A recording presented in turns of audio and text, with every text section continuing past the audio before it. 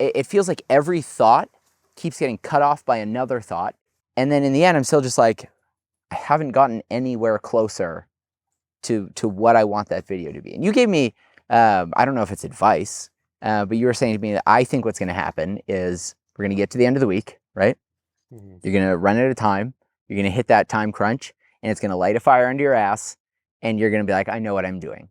And I was like, you're probably right, and I don't like that. But this is our last night. It was like actually our last night. Mm-hmm. If there's no fire under my ass yet, like, is it coming? Mm-hmm. I really don't know. I really, really don't know.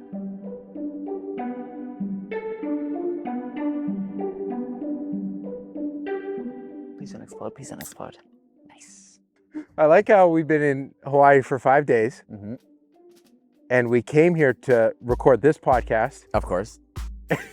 And we've put it off to the last possible moment. I know. We really have. And this moment wouldn't even have happened. Like, it took a serious injury in order for this to happen. Okay, now that we've said serious, we're here actually for 2 podcasts. Yeah. Our friend Matt has a podcast called Take a Hike, and he takes creators out for hikes, and he has a filmer, and he uses different filmers, but poor Lucas. Lucas Lolitas. Yeah. He pulled his shoulder out today. He popped it right out, and he almost fainted while Mark was trying to get it back in. Yeah,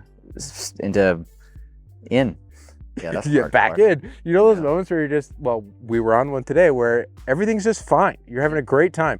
And then suddenly you're starting to do the math on like, okay, where would the helicopter land? Yeah. How do we get out of here? I was like, we climbed up 2 waterfalls to get here and like upstream through this river, and we can't get his arm back in his, okay, great. Sorry, Lucas. It's been nice knowing you. It's been nice knowing you, Lucas. Anyone we can call and say goodbye? No, but so that means Matt came over and he was like, hey, Jesse, like, I don't think we can do your hike podcast tonight. I was like, oh, I know. How am I going to make him come out and film this podcast? So now we actually have this time, and I'm really excited for it. Welcome to the Make Stuff Club, the show for dysfunctional creatives, where the goal is simple. Make good stuff. Make a little bit of money. And as much as possible, avoid self-sabotaging your work, your relationships, and your life in the process. I think this surprised me a lot, but I guess we somehow accidentally became an ADHD podcast. I know, you're right. And we even How did we not know better? We tried not to do that, but at least in the times when we first started recording it, I think, especially for me, it was a pretty pivotal time in my life where I was really getting some of this stuff, or I was really kind of getting it diagnosed and like learning what it means for me, and able to learn from you who's, you were diagnosed at what, 16 or something like that? A kid, younger, right? And so I'm just like, tell me more. I don't understand myself. And I guess maybe to our surprise, like the audience, a lot of people really related to it and like enjoyed listening to some of that stuff. So are we going to keep doing that? I don't know, but here we are. Well, and I think being back in this headspace of recording more episodes, because this is now the first episode that we've recorded in over a year and a half. Cheers, actually. Cheers. We made it past the 5th episode, which 90% of podcasts never record their 6th episode. Really? And is this 5 or is this 6? 6. Nice. I just made that stat up, but it's something like that. I have heard something like that. I have no clue what the numbers are, but I know it's like 90%. Don't pass the 5th. We're here doing hikes in Hawaii, and I was remembering kind of how our relationship started, and we were learning how to run at a similar time. I think you had me up on half a year, but we would put in AirPods and on late evening runs, have phone calls. And to me at that time, it felt like such a, almost like a lifeline to have anyone else in the world that their process for making things felt even remotely similar to me. Yeah. That was so incredible. I have very vivid memories of those first like headphone runs. Actually, I can picture where I'm running through this one parquet at like 11 p.m. Also time zones and whatnot. and just chatting through some of these topics of, I think at that time, both still really struggling with making videos and trying to get out of a lot of that. For me, it was weddings and stuff. Yeah. And some of the corporate work, and transitioning into turning, I don't know, more of my social work into an actual career. And I think on the outside, it feels like, yeah, it's so easy, but nothing feels easy to me. That is a good episode reminder to circle back on, because you had been creating mostly as an outlet to avoid your work. And then eventually, I think as most people who are aware of the things you made came to know you, you had quite a rapid moment into lots of people's lives through the platform of Instagram. That was pretty fun. Yeah. That was a fun time. I don't know what that was like to put yourself through the meat grinder to make it. It was really fun. It was exhausting and fun, but you're right. That was my procrastination. Yes. I had weddings that I needed to edit, but if you tell me I have to do something, I'm like, I can't do it. I can't make it happen. And so I didn't want to not be making videos. Yes. Right? Because I'm sure we've all procrastinated with things like scrolling on our phones, or I don't know, any number of things you could procrastinate with. So I thought, well, if I'm going to avoid my work, I could at least put that energy towards something else. Yes. The weird thing is when that something else then became my work. Right, because that's what some of those calls were about then, about, hey, I've got an offer to do my first sponsored video. Mm-hmm. What should I do it about? And that's where the world was opening up more of, hey, do I want to do this thing that I've been doing for fun, for money? And I think that is a topic we should come back to. Mm-hmm. Thinking about the conversations that we were having while on runs, that's where my heart was when I wanted to start doing recorded conversations, because I mean, now we both have young kids, we have families, and we're very gifted at procrastinating things. Mm-hmm. And there's a little bit less of the phone calls happening. And I was like, you know what if we started a podcast? And then original. And then we could put it on the calendar. Yeah. And completely selfishly, I just wanted to continue having some more of those conversations. But then also, I realized a lot of the podcasts that I consume in the creativity space are done by very driven people that are also super organized. Yeah. And that kind of personality that has a game plan, a strategy, and they're implementing and they're innovating and they're grinding and they're going. I consumed a lot of that. Yeah. But then I was starting to build a measuring stick for myself up against that was unhealthy. And so I realized, hey, maybe there is a space for just a little bit more dysfunction in the conversation. Not to be like we have solutions, but to literally sit in the uncomfortability of every single month running into some of the same problems, and then having to ask yourself, am I just a bad person? Because I don't think we are. Yeah, I agree. Yeah. That's hard to believe for myself, and maybe from an outside perspective, that might not be so clear why I think the way I make things makes me a bad person. But there's just so much stuff involved in the process that I always wish I could make go away, and yet they follow me constantly. And at a certain point of wanting those things to go away, you just have to acknowledge, just like, is this what I've got to work with forever? Yeah. So we're here in Hawaii. I wanted to record a podcast while we were here, just to do it, get us back in the groove. And while we're here, we're like, we should make some YouTube videos for our own channels. That would be prudent. Yeah. Right. And I'm out here setting up the podcast stuff, and I'm just kind of waiting for you. And I pull up my phone and I see you in the shower. Literally avoiding doing this. I was like, what if I disappear? Jesse's been posting on his Instagram story. And what have you been experiencing on this trip? I mean, I had some ideas of things that I wanted to do when I was here, like kind of rough ideas. One of them was a video with Mark that, for reasons outside of everyone's control, just can't happen and isn't going to happen, which is totally fine. So I was like, all right, time to improvise, make something else. And you'd think, being here, right, in what is actually paradise, it's perfect weather, maybe a little bit loud with the wind, but just surrounded in beauty and nature and the people we love and doing things we love doing. You might think it would be pretty easy to come up with the video, and I absolutely can't.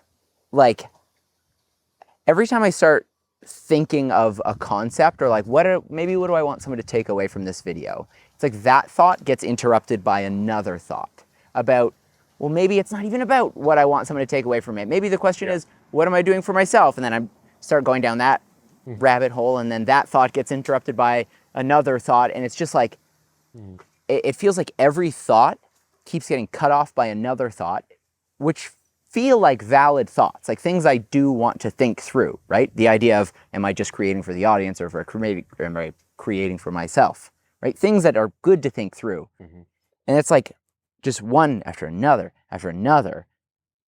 And then in the end, I'm still just like, I haven't gotten anywhere closer to what I want that video to be. And you gave me, I don't know if it's advice, but you were saying to me that I think what's going to happen is we're going to get to the end of the week, right?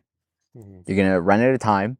You're going to hit that time crunch, and it's going to light a fire under your ass, and you're going to be like, I know what I'm doing. And I was like, you're probably right, and I don't like that. But this is our last night. It was like actually our last night.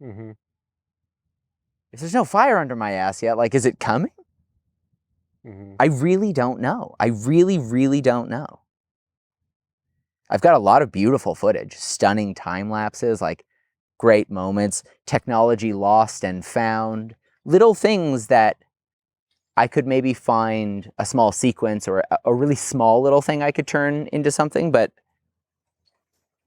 when it comes to like mashing those small things into one cohesive idea, it's elsewhere, and I don't know where that is.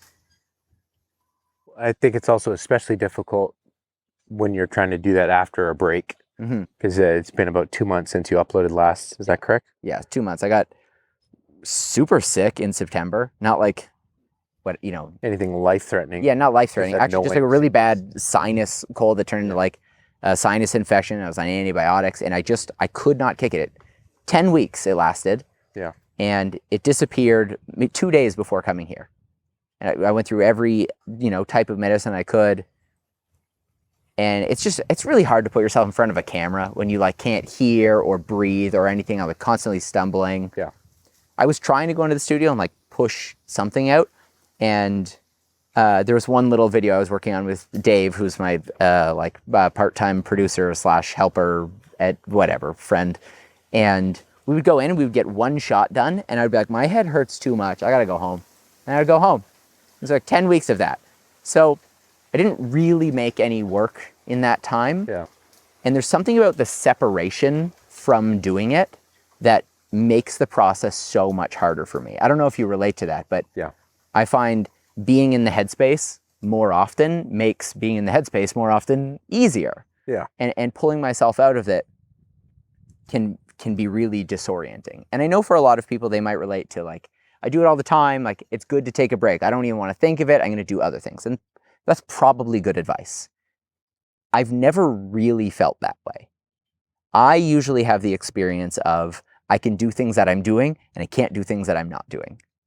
And I don't know if that's a hyper-focus thing. I don't know if it's an attention thing. But when I'm in the process of, especially editing, I think, because I'm able to film all sorts of stuff here, it's not hard to find something pretty to look at and a nice composition. But Which I feel like we haven't said yet, but for the audio listeners, when you're hearing the jungle of Hawaii and the sound, we are sitting outside in nature. Yeah. So if you're hearing that, you also could be seeing it. And I actually do recommend this because on the YouTube channel, we're going to upload kind of little clips and highlights and do that kind of thing. Yep, for the times when we're not together making these Hawaiian podcasts. So Make Stuff Club, put that into your YouTube search bar, and that would help us out if you went over and found that. So that's a little interjection, because I think I forgot that we haven't said that we're literally sitting outside, and you might be wondering what the sounds are. Yeah. So do you think, like, I wonder this, I think we both struggle with it's very hard to do the small bite-sized version of things. Like, it's all in or not. Do you relate to that? Yeah, I do relate to that, except I find in video making, sometimes I find the small bite-sized stuff easier. It's like an idea I can wrap my head around. Whereas when it's like a grandiose idea, like I really want to pull all these thoughts into like not just a narrative, but something that people can grapple with and understand and have something to take away. I find that extremely difficult. But in general, it does feel like a all or nothing, right? I'm not just doing a little bit. I need to really be doing it. Yeah, because I wonder, like, when you come back from a period where you don't feel you're in the flow, because we can take for granted the moments where the ideas are coming with less effort. I do wonder, especially in your position, if it's like, okay, instead of making a full YouTube video that I'm super proud of, is there a smaller, quicker version I can do? But then part of that just also feels unsatisfying. Yeah, part of it does feel unsatisfying. And I don't know if you relate to this, but the temptation for me, or maybe the idea is like, well, if I can't make a full YouTube video, maybe I'll make a reel or a YouTube short or a TikTok or whatever, because those are the things that the gurus are telling you should be doing, 3 of them a day or whatever. Yeah, it's short form video. But then I still feel like, okay, well, if I haven't done a short form video in a long time, now it needs to be worth it. And if I'm doing this instead of the full YouTube video, it needs to be extra worth it. And that thought is equally crippling. It's not perfectionism, because I don't need it to be perfect. I don't know. It's like there's a level of quality or of care or of thought that I want it to have, that sometimes the like, let me just make something quickly doesn't, it's like an itch that it doesn't quite scratch. Patrick Tommaso, if anyone knows who that is on Twitter, because I was whining on Twitter about this today, was saying that when he has that feeling of, I don't know what to do, he likes to, what he calls shit posting, which is just make something that does not matter. It's silly and it's stupid. And I actually do think that is quite good advice. That's actually why I started a second YouTube channel. Like, I made a second YouTube channel to procrastinate from my first YouTube channel. Which the obvious question is, where does it stop? I'm gonna have 9 YouTube channels, like always avoiding the one before it. I haven't posted on that one in 6 months. I don't know how long. That's not true. I think the gears were turning today, and I was kind of excited to what thread you might pull on it though. But you were talking about, hey, maybe I've heard you say 2 options today, and one was I go home and I reflect on it after the fact, which I think is a totally fair and good outcome. Yeah. I go home after a trip like this, I edit it together, and I sprinkle some thoughts over the top of it. I think that's a version of like the easiest effort. Yeah. And I think that's just fine to do. And then you're also talking today about doing like a reflection on barefoot hiking and just your appreciation for that way to move through your world. And I think that's also a great idea. Yeah. Well, there I was thinking, it's so silly when you say it out loud. If I can't come up with one video, why don't I make 8 videos? That's literally what I said. I said, Levi, I think I should make 8 videos. You're like, well, you found one? No. But the idea was, what if I take 8? 8 is a made up number. A number of like really small things we've been doing on this trip and turning any one of those into just a hyper-focused small video. So I've been doing all of the hikes barefoot. I like to spend as much of my life barefoot as I can. And I have so much footage of like squishing in mud, and I squashed a guava and we're on rocks. So I have this footage. It's a thing I do a lot and think about a lot. I could make something really quick from this. And then we've got footage of Mark constantly destroying cameras in water. Like actually maybe 3 of them, if you consider the GoPro a little bit. But so I'm sure I could turn that into a video. I've got lots of little things and no way of threading them together. So maybe the answer is don't thread them together. Keep them separate. Let them be their own things. In that space of not having something concrete, like you were talking about how each new thought is being interrupted by a new one, it's like you need an anchoring thought. And sometimes that anchoring thought has priority, where it's, hey, my video has to, if we think about Matt and the hiking podcast he does, well, the anchoring thought for that is, I'm doing a hiking podcast, so I got to think of a hike to go do. And then once the forward momentum starts, then everything else falls into place. And I think that's both the beauty and the scary part of, I think I could speak for the way that we both run our channels, where we're not very niche focused. Mm-hmm. Like obviously the genre occasionally is about filmmaking and the process of making videos in our videos, but like you've made videos about your pop-up camper van. I made a video about a laser hair helmet. Like, that's so out of left field, except for the balding. Like, then it's whatever. It is right center plate. The left field center plate. But because we exercise a certain amount of just ambiguity in what our videos are going to be about, Mm-hmm. I do think that creates a unrealistic amount of pressure where, hey, because we can do anything, it should be an amazing thing. Mm.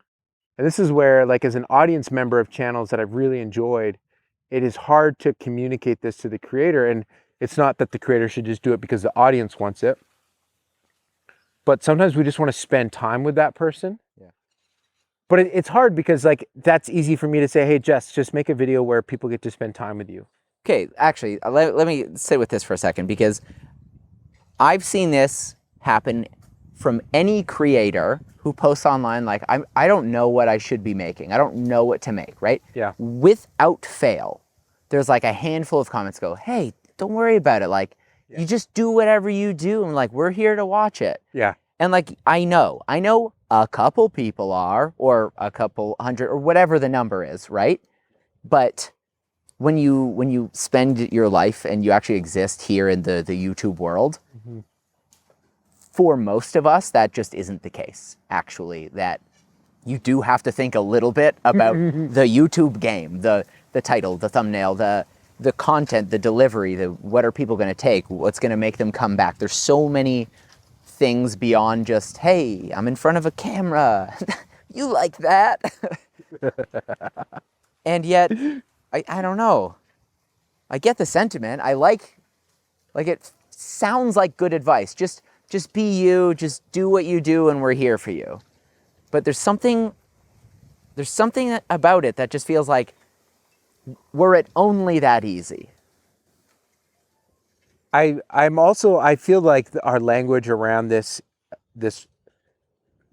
style of creation needs to like expand and evolve, because the conversation is still so new, but it is a really unique headspace to be creating from, where you're trying to make things that you like. That's where I think that make good stuff. Yeah. You want to, when you make it, you don't want to be so ashamed, because there's sometimes that you might do something where you're phoning at home, mm-hmm. and you're doing it for the paycheck, yep. But you don't want that feeling of like, I am so embarrassed I made this thing. Yeah.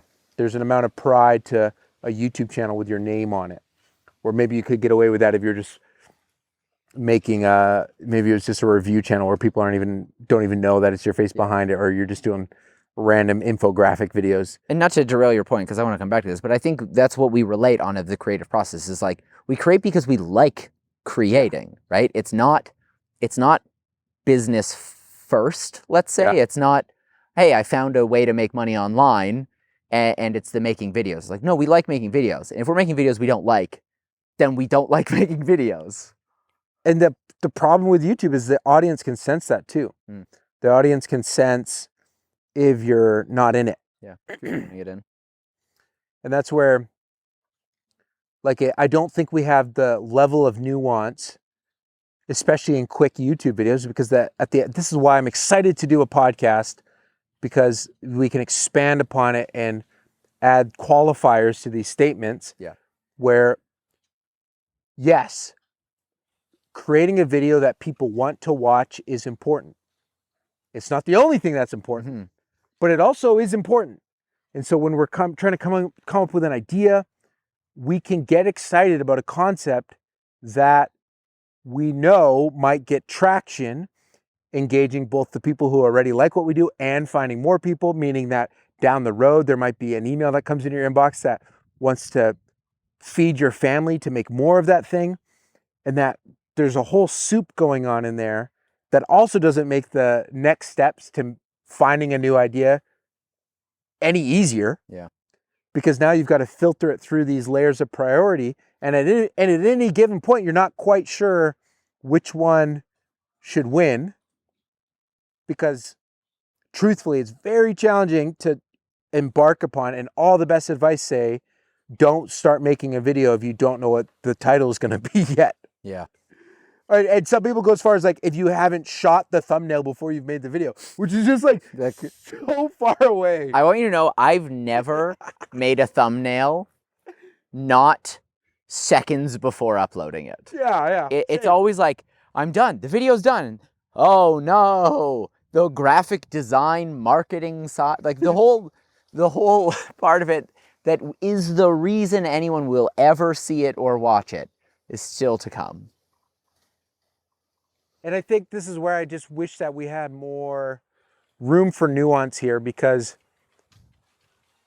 I don't think I don't spend a whole lot of time stressing for more viewership.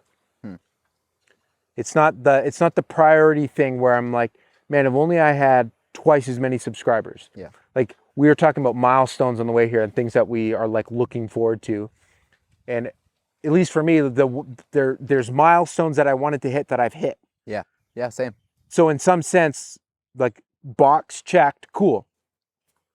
But then when we get to it on a video by video level, there's this weird thing that where like, if you don't want someone to see the thing that you spent time on, is it not worth someone's time to watch? And those are right hand in hand. Yeah. Because if you believe that it's worth, like if you believe the time you invested into the thing you made is worth anyone's attention ever, if it's worth one person's attention, then you should, and if you believe that that's going to like benefit them in any way, because that's why we're uploading it for someone to see, because we're hoping that it adds something to their experience there. They enjoy it, they laugh from it, they're entertained by it, they find themselves wanting to go make. Like if that is what you think about what you're putting out into the world, there is some sense of a responsibility of like, hey, I found this really cool waterfall. I want other people to see it too. And when it's about the things that you've made, this is why artists struggle so much with self-promotion, where you do deep down somewhere, you hope that what you're making is meaningful to another, but then trying to find the others to see it, that whole soup is just, whoa. I know. And especially, I find being aware of all these aspects of it simultaneously is where that like pattern of intrusive thoughts happen. Because I'm focusing on this one, like the idea, and it's like, yeah, but is that the one people are going to watch? Oh shoot, I should think about this part over here, right? And it's constantly like, oh, okay, I'm getting the one people watch. Is that even what I want to do? Oh shoot, get back over here. And it's just, I mean, I said it before, it can be so crippling to get stuck trying to balance all of the, at least all of like important parts of the creative process, especially when your creativity is your livelihood. Yeah. And for both of us, like the livelihood of our families. It's not just like, I'm okay to eat rice and beans for a couple of weeks and, you know, like sleep on a friend's couch. We each have, you know, families, 2 kids. We gotta we gotta not let them down. Yeah. You were talking about the milestones before. This is another example of those intrusive thoughts. I've kind of often said that for me, 100K was a milestone that I really wanted to hit. And I'm at, I don't know, 200 and something right now, which is great. It's like more than I could have ever imagined happen. And truthfully, I don't know that I even desire to ever have 1 million subscribers. That doesn't feel like a thing that at least right now feels all that important. But even when I let myself think about that, my brain goes, yeah, but maybe what it'll take to make the videos that you like what maybe the fire under your ass is having that milestone off in the future that you're working towards. And then even if I let myself think about that, like it's just constantly building like, oh, okay, well, but is that even something I want to do? Do I even want to have to wrestle like that? Is it just up and to the right for eternity? Is that the only way to do this? Do you have an end goal? Of course you don't have an end goal in mind, but Do you ever think about the difference between trying to be content with where you're at Yeah. and be forward sighted to have some sort of motivational force out there that's like kind of drawing you in? Well, yeah, I think we should circle. I think that's a great that's a great question. I'm also thinking about what you're saying about the desire for more subscribers or a number like that. And immediately what I'm thinking about with that is, I think a reason why I personally push back against setting those as milestone goals is that I'm aware that that will come with more pressures from the audience. Mm-hmm. And I think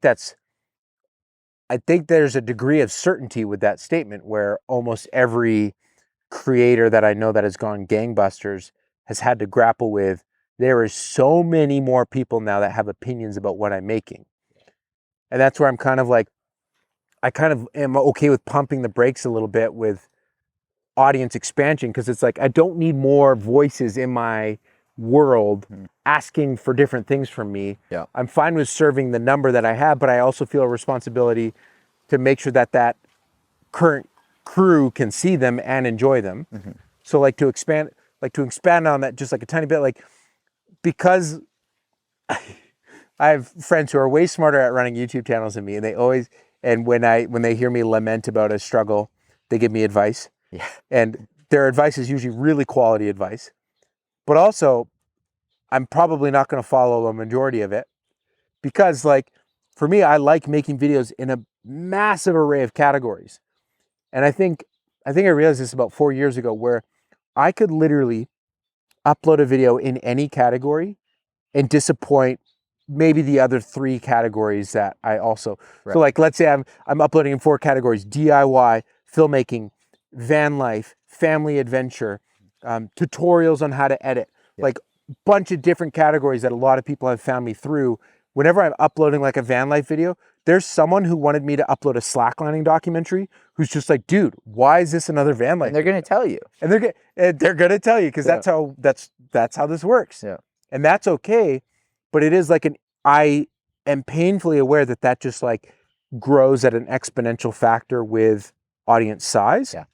And that's where it's not a false humility to say, I right now don't want that pressure. Yeah.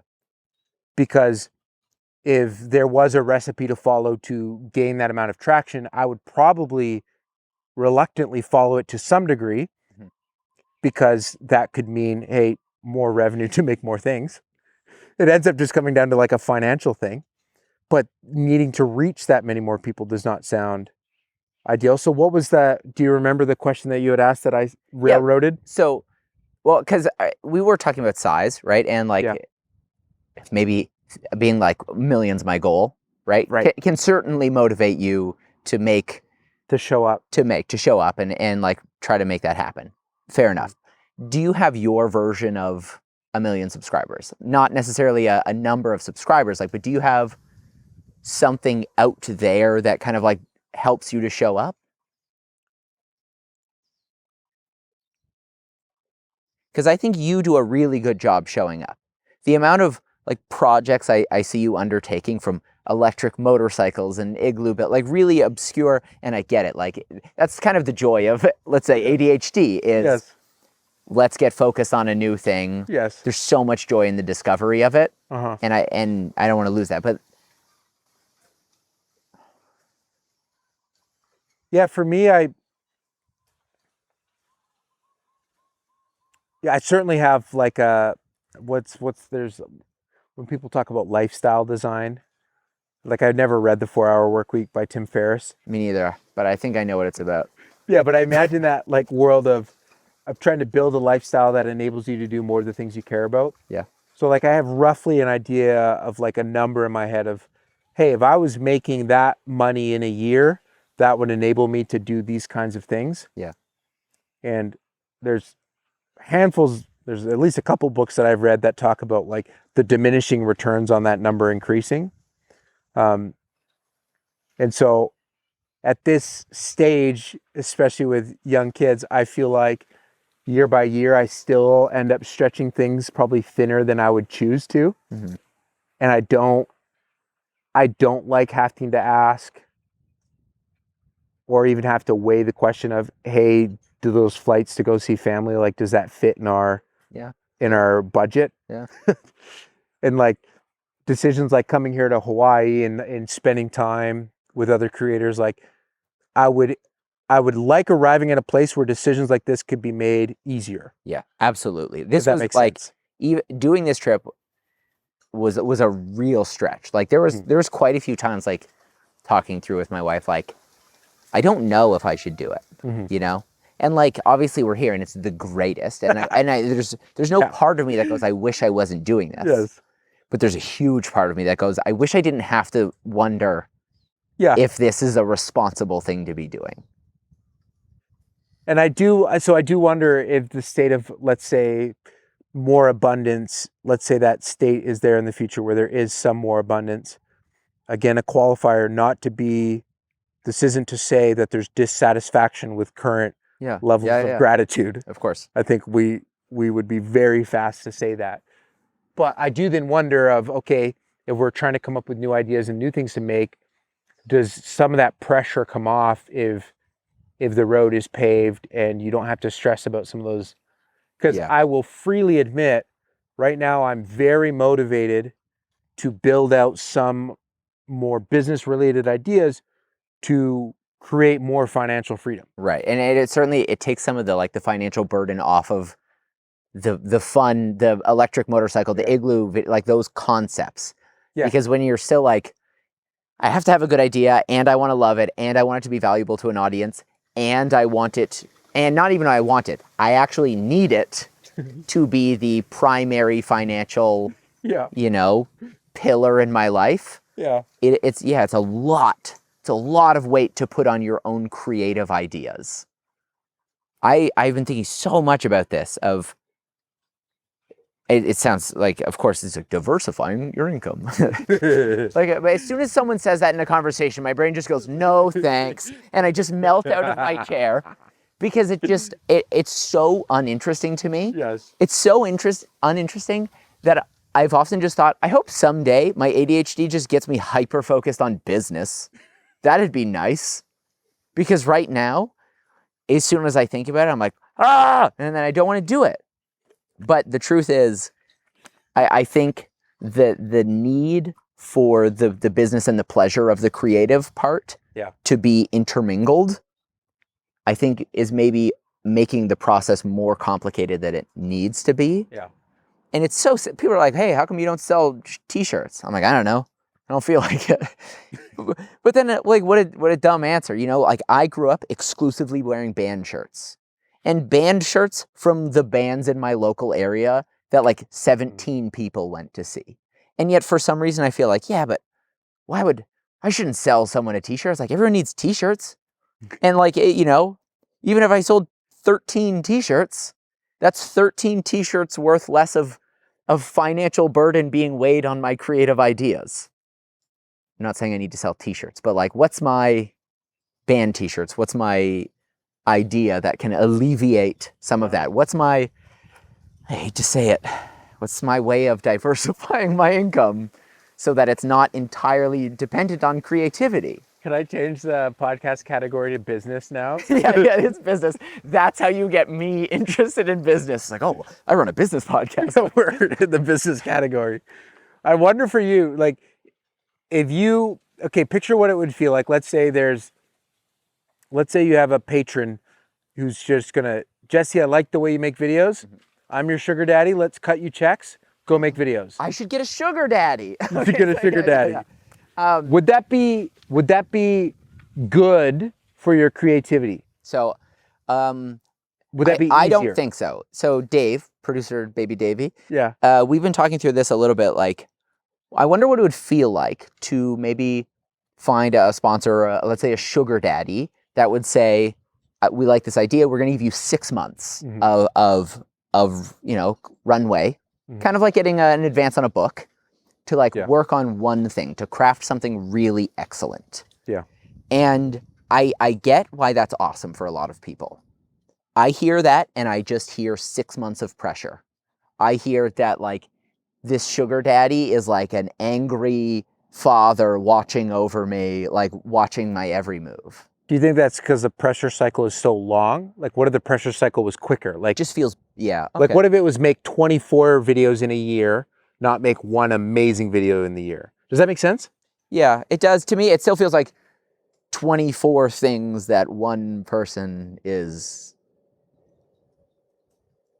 We haven't really solidified like what this sugar daddy relationship is, so it's kind of hard to nail down how I feel about it. But I think it's fascinating, like, to pull back the curtain.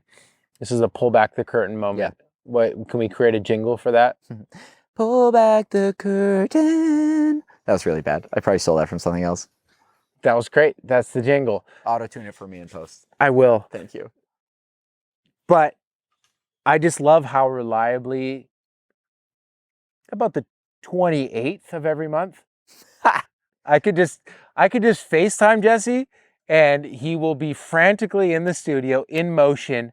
And I'm like, okay, what video are you wrapping up right now? Yeah. Any hour of the day. Any hour of the day in those last 3 days of the month.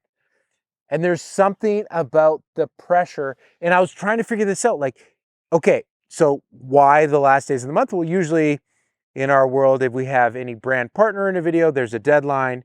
And it's usually end. If we're on a contract where it's, hey, we're doing a video a month, we got to upload it by the end of the month. And I can reliably predict that Jesse and I will be finishing our videos in the last days of the month. And I keep asking, like, why do we do this to ourselves? I do take some amount of comfort in the amount of other creatives I know, like especially on YouTube, that do the same thing. And I know that this job certainly draws a particular type of person to it. So, so that makes sense. But the why I have... But I have wondered, like, okay, so this is the question. In those weeks leading up, there is angst. Some angst is present. For me, I'm like aware, okay, there's this thing I got to do. And I'm thinking I should be working on it now. I should be like, I'm not going to do it like last month. This month, I'm going to start on it early. And so I start to experience a level of self-induced suffering earlier. And I still inevitably end up like in the phase of trying to come up with an idea. Time gets burnt. And I end up finding other things to go do, or I'm working on a client project. I'll just find other things to do as busy work. Maybe I'm doing my taxes. And then I get to those last few days of the month, and then I kick things into gear, and then we do the stress rocket to the moon. That's what my therapist was calling it, riding the stress rocket. And I can get on that stress rocket and go. I've said before, like, if I could work as efficiently and quickly as I do in those, you know, end of moments, like timeline crunches, I'd be a trillionaire. Right? If I could pump out videos that quickly, and not just, they don't feel like phoning in videos. Often in those really pressure cookery moments, I can put out a video that I'll watch a year later and be like, that was a great video. Great video. But how do you ride the stress rocket with no stress fuel in it? Well, I don't know if I can. And that's where I think even what I end up presenting is there's projects that don't have a stress component that will just never happen. And we've talked about some of these on the show before. And I think that's where inevitably I end up just having to pick a date on the calendar and be like, this is my deadline, or create a thing so that way I create self-induced pressure, because it is strange. Yes, things take time, but things also take the amount of time that you give them to take. And that is just fascinating to me, that we can force ourselves to do a thing in a quicker time frame. And then so the hypothetical for me is that, what if I just remove those 2 weeks of feeling like I'm really not doing it right? How would you imagine removing those? Like, what does that look like for you? How do you remove those 2 weeks? Just instead of, like, if I know my pattern is I do things in the last moments before the deadline, and that has been working, what if I just decide in those weeks before, I don't lie to myself and go, hey, this week Yeah, I'm I'm gonna gonna get it ahead done of it. early. Because it's the lie to myself that then creates the discomfort, and I do Interesting. I do wish I could live in that world a little more, where, because what I do end up doing is I end up, and this is why, like, as a whole across the past 2 years, I've created less things, and that has been deliberate. And the reason for that is I had 2 kids in 2 years, and I want to spend time with them, Yeah, and I want to be a part of those first 2 years, because those 2 years, important. those early years never happen again. Yeah. And so I just wish that I feel like I'll never forget those feelings of being on the floor, playing with the train set, but then also feeling the feeling of like, you're doing a bad job at your creativity right now. Yeah. And I wish that I could just separate that and just like be fully in the dad moment without the, and that's why I wish that I could. Sometimes I romanticize the idea of like, what if I just didn't do YouTube, right? Or video at all? Yeah. What if I completely stepped away and I got a job at Costco, right? Yeah. The thing is though, when I really do think about it, this kind of like world we live in, and as stressful as it can be, like just in the creative side of it, Mm-hmm. it's so good in that it enables, I think you would probably agree, it enables me to at least actually be there in those times. Right. As the dad, I'm there for those early years. My kids are 7 and 4 now, and I can really say like I haven't had to miss substantial parts of them growing up. I get to be home for dinners and bedtimes, and if anything goes wrong, I can be like, I can head home. I can be there, right? It's what a gift. Absolutely. And that's why, even though obviously there are times when we like kind of not joke, but like talk about the hard parts of it, gratitude isn't the issue. No. I am truly so flooded with gratitude, so immensely grateful. I couldn't imagine almost any way in which I could be living a better life. I could imagine it. It's this minus the, oh shoot, can I afford to go to Hawaii, right? Like you change that one thing, it's a little better.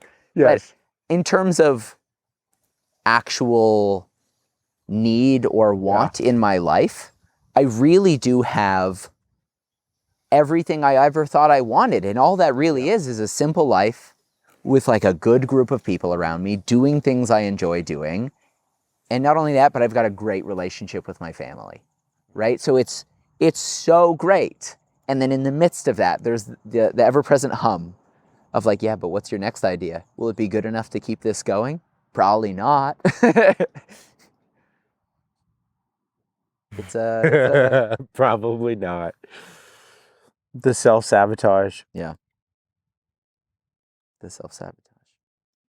You wrote notes. You said you had this whole thing scripted out. Did we go over them? Because we've just been riffing. I'm having a great time. How are you doing? I'm doing well. Yeah.